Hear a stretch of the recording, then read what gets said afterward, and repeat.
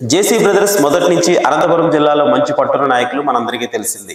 BJP MLA Adinarayana Reddy కూడా కడప జిల్లాలో మంచి పట్టున్న నాయకులు. కేఎస్ఆర్ జిల్లా జమ్మలమడుగు నియోజకవర్గంలో రాయలసీమ థర్మల్ పవర్ ప్లాంట్ నుంచి ఫ్లై యాష్ తరలించేటటువంటి విషయంపై జమ్మలమడుగు ఎమ్మెల్యే అలానే బీజేపీ ఎమ్మెల్యే ఆదినారాయణ రెడ్డి గారి మధ్యన వాగ్వాదాలు చోటు చేసుకున్నాయి. మున్సిపల్ చైర్మన్ మాజీ ఎమ్మెల్యే జేసీ ప్రభాకర్ రెడ్డి గారి మధ్య ఈ వాగ్వాదంలో జేసీ ట్యాంకర్లు ఫ్లై యాష్ తరలించడానికి ఆదినారాయణ రెడ్డి వర్గీయులు అనుమతించలేదు.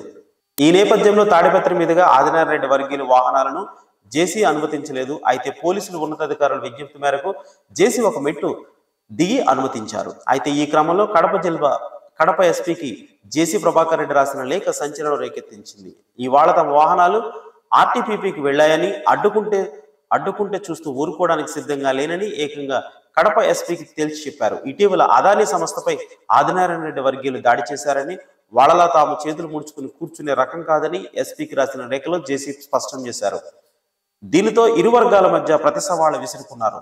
దాంతో ఈ రోజు ఉదయం నుంచి ఏం జరుగుతుందనే ఉత్కంఠత రేకెత్తిస్తుంది. తమ వాహనాలను ఆదినారాయణ రెడ్డి అన్న కుమారుడు భూపేష్ రెడ్డి అడ్డుకుంటున్నట్లు ఎస్పీకి రాసిన లేఖలో జేసీ ప్రస్తావించారు.